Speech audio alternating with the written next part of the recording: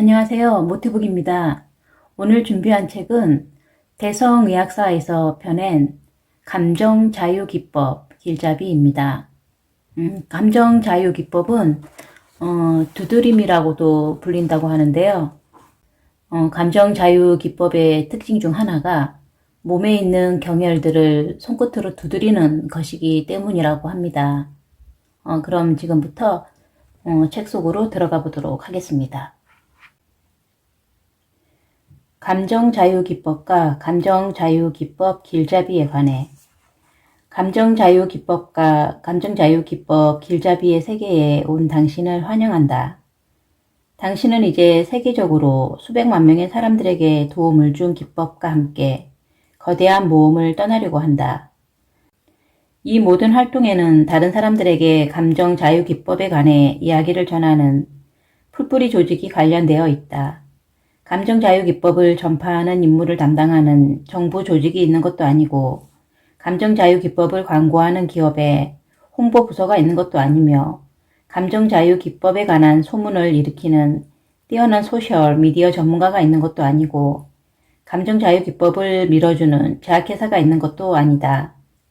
그 수백만 명의 사람들은 감정자유기법이 효과가 있다라는 단 한 가지 이유로 매달 친구들에게 그런 이야기를 한다.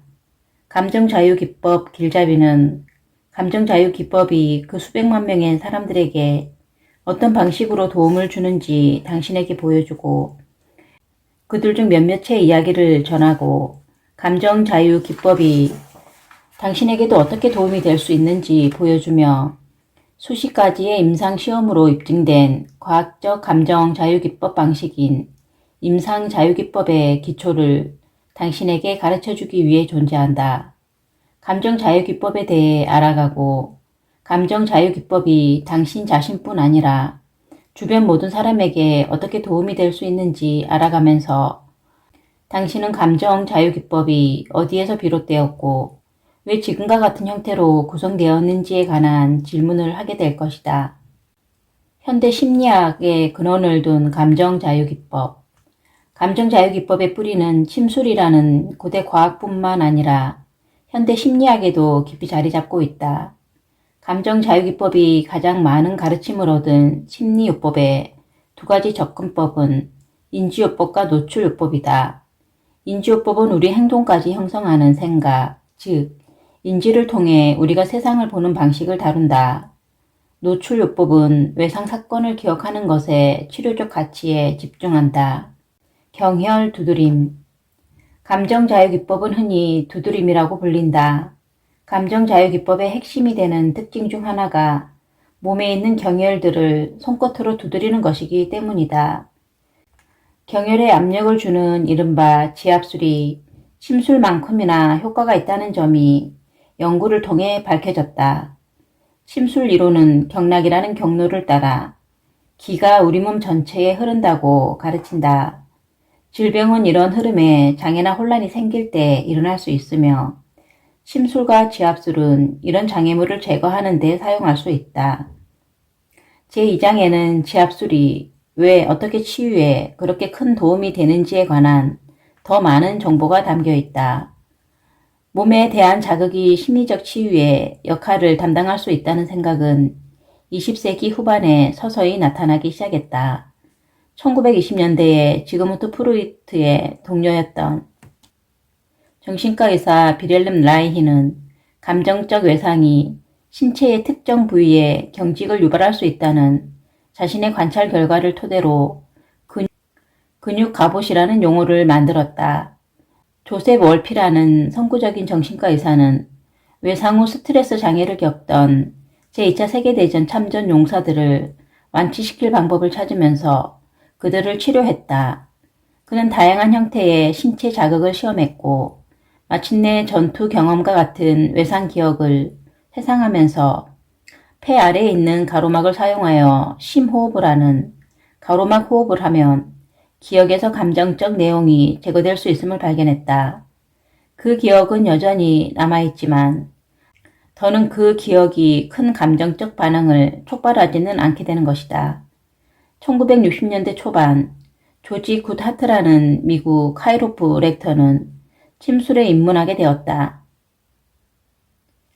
그는 침술의 경혈을 침을 사용하지 않고도 두드리거나 손으로 자극함으로써 신체 증상을 성공적으로 치료할 수 있다는 사실을 발견했다. 그는 이 기법을 응용 근신경약이라고 불렀다. 라저 켈러헨이라는 임상심리학자가 경혈 두드림을 노출요법과 결합하면서 혁신이 일어났다. 켈러헨은 응용 근신경약을 연구했고 정신과 의사 존 다이아몬드와 같은 다른 선구자들과 함께 경혈 두드림을 심리적 문제들에 적용하기 시작했다. 켈러헨은 먼저 이런 방법으로 공포증을 치유할 수 있음을 발견했다. 후에 그는 불안, 우울증, 외상 후 스트레스 장애를 포함된 다른 심리 증상들에 이 기법을 적용했다. 그의 기법은 사고장 요법이라 불리었다. 다른 치료사들도 경혈 자극을 실험했으며 다양한 기법들을 개발했다. 임상심리학자 프레드 갤로 박사는 자신의 EDXTM 기법으로 대단한 기여를 했다. 그는 심리적 장애를 치료하기 위해 에너지 불균형을 바로잡는 침술 및 이와 유사한 기법들을 통칭하는 에너지 심리학이라는 용어를 만들었다. 켈러헨의 제자 중 한 명으로 공학자이자 수행 코치였던 게리 크레이그는 켈러헨의 사고장 요법을 간소화해 이를 감정 자유 기법이라고 불렀다. 사고장 요법이 어떤 경험을 어떤 순서에 따라 두드릴지 결정하기 위해 정교한 진단 기법을 사용하는 반면 감정 자유 기법은 14경혈을 또는 더 작은 개수의 경혈을 순서에 무관하게 두드리기만 하면 된다. 사고장 요법에서 진단 부분을 생략한 것이다. 크레이그는 동료인 에이드리언 팔리와 협력하여 온라인 설명서를 발표했고 이를 통해 점점 더 많은 사람이 감정 자유 기법을 배우게 되었다. 이것이 바로 감정 자유 기법 길잡이 초판이었다. 그리고 이 내용이 나중에 책의 형태로 출판되었다. 2009년 크레이크가 은퇴를 발표한 후 동일한 형태의 감정 자유 기법을 감정 자유 기법 꼬마 길잡이라는 형태로 무료로 내려받을 수 있게 되었다. 감정 자유 기법 길잡이의 첫 온라인 출간과 종이책 감정 자유 기법 길잡이의 초판 출간 사이에 기본 레시피를 단축한 형태가 시술자들 사이에서 널리 사용되었다. 감정 자유 기법 길잡이 제2판은 이러한 변화를 반영했다. 감정 자유 기법이 심리 요법 및 코칭계에서 점점 더 인기를 얻으면서 연구자들의 관심을 끌게 되었다. 연구자들은 감정 자유 기법에 관해 연구했고 감정 자유 기법이 공포증, 우울증, 불안, 외상 후 스트레스와 같은 정신건강 문제들에 지극히 효과적이라는 사실을 알아냈다. 감정 자유 기법 길잡이는 무료로 얻을 수 있었기 때문에 모든 연구는 단일한 형태의 감정 자유 기법, 즉 우리가 임상 감정 자유 기법이라고 부르는 방식을 사용하여 수행되었다. 감정 자유 기법 길잡이에서 가르치는 감정 자유 기법의 형태도 바로 이 방식이다. 모든 연구에서 치료법이 균일하게 적용되기 위해서는 매뉴얼의 사용이 필수적이다. 미국 심리학회 임상심리학 분과에서는 연구 지침을 발간했다. 이 지침은 특정 심리요법이 경험적으로 타당한지를 판정한다.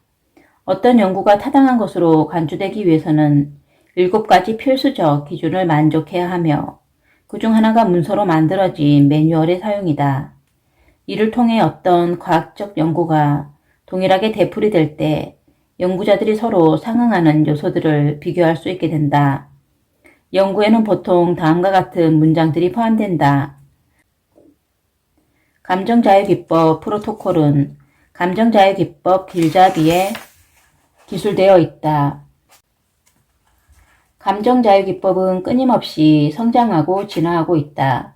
지난 10년 동안 수천 명의 사용자가 감정자유기법에 대한 자신의 경험을 보고해 오면서 방대한 사례와 경험담이 차곡차곡 쌓여 있다. 이제 감정자유기법과 감정자유기법 길잡이가 어디에서 비롯되었는지 알게 되었으니 감정자유기법을 시작해보자.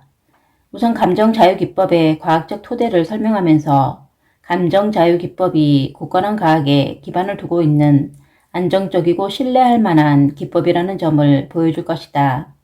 그런 다음 감정자유기법을 스스로 하는 방법을 분명하게 설명할 것이다.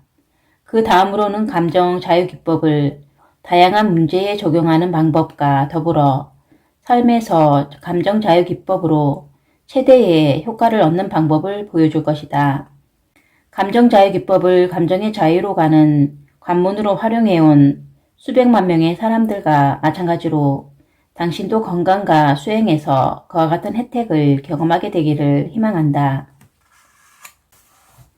상담교사가 감정자유기법을 사용하여 학생들의 수학 실력을 향상시킨다. 나는 초등학교에서 6학년 상담교사로 일하고 있다. 텍사스 지식 가능평가라는 표준화 시험을 쳐야 한다. 학생들은 다음 학년으로 진급하기 위해 반드시 이 시험을 통과해야 한다. 짐작하다시피 시험 기간이 다가오면 교사도 학생도 스트레스를 매우 받는다. 작년 봄에 6학년 수학 지도교사가 자신이 지도하고 있는 학생들에 대한 염려를 표했다. 시험이 2주밖에 남지 않은 상황에서 학생들은 필요한 진도를 제대로 따라가지 못하고 있는 것 같았다. 나는 감정자유기법을 시도해 보기로 했다. 그녀가 지도하는 6학년 학생 16명을 모두 방과 후 텍사스 지식기능평가 스트레스 해소 및 수학공포증 타파 학원에 초대했고 부모님들한테는 가정통신문을 보냈다.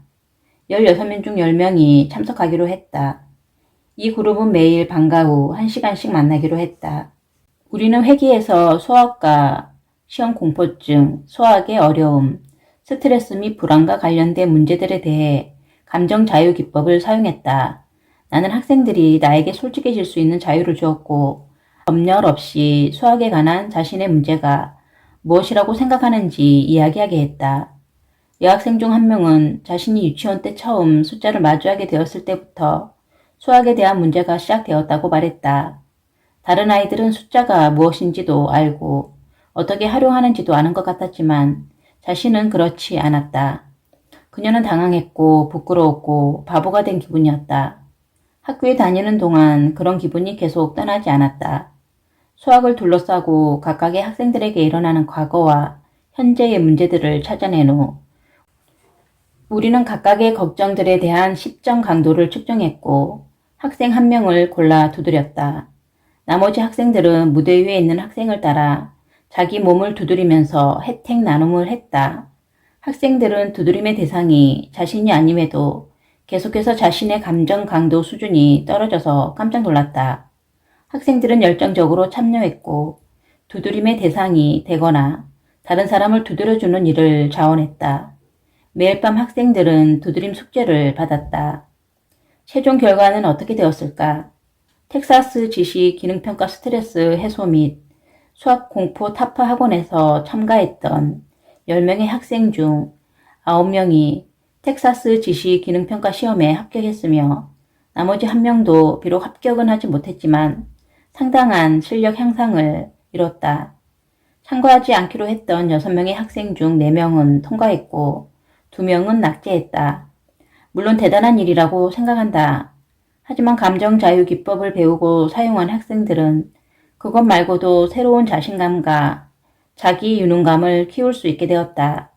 그들 모두가 앞으로도 계속 감정자유기법을 사용할 것이라고 말했다. 학교에서 상담교사로 일한 지 10년이 지나면서 마치 큰 부상에 반창고나 붙여주고 있는 기분이었던 나는 마침내 감정자유기법으로 아이들에게 지금 당장 도움이 될 뿐만 아니라 남은 삶 동안 그들이 당연히 누려야 할 삶을 만들어줄 무언가를 줄 수 있게 되었다. 10명의 학생들은 자신의 삶을 스스로 만들어갈 힘이 자기 자신에게 있다는 사실을 배웠다. 감정자유기법이 알츠하이머병이 있는 어머니의 기억력을 향상시키다.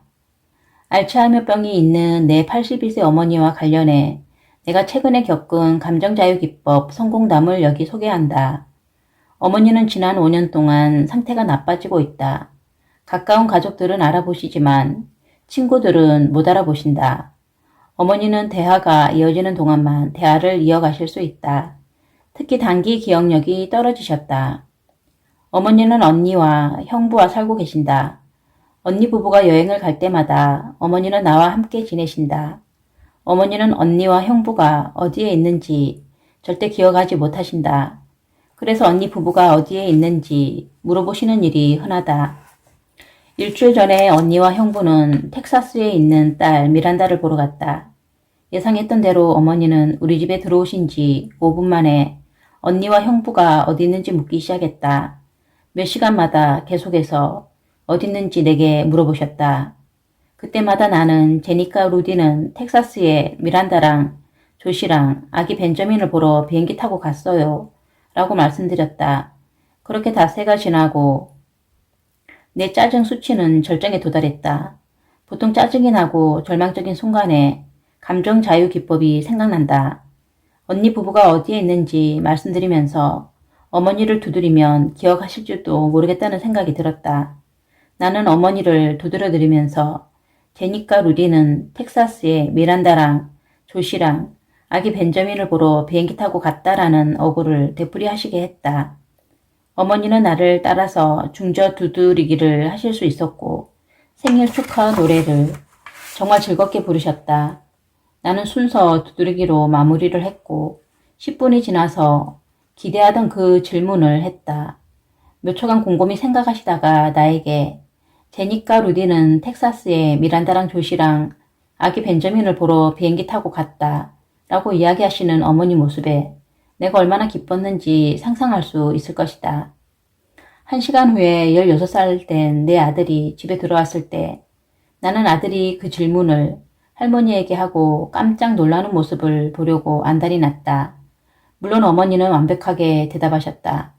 나는 2시간마다 어머니를 시험했다. 어머니는 몇 초간 생각하시더니 답을 말씀하셨다. 4일이 지났지만 여전히 기억하고 계신다. 때로는 한참 생각하셔야 할 때도 있지만 기억을 해내셨다. 당신이나 나와 같은 사람들이 감정 자유 기법을 사용해서 가족 내에서 행복의 수준을 극적으로 변화시킨 이런 이야기들은 감정 자유 기법 기록 보관소에서 볼 수 있는 수백 개의 이야기 중 몇 개에 불과하다.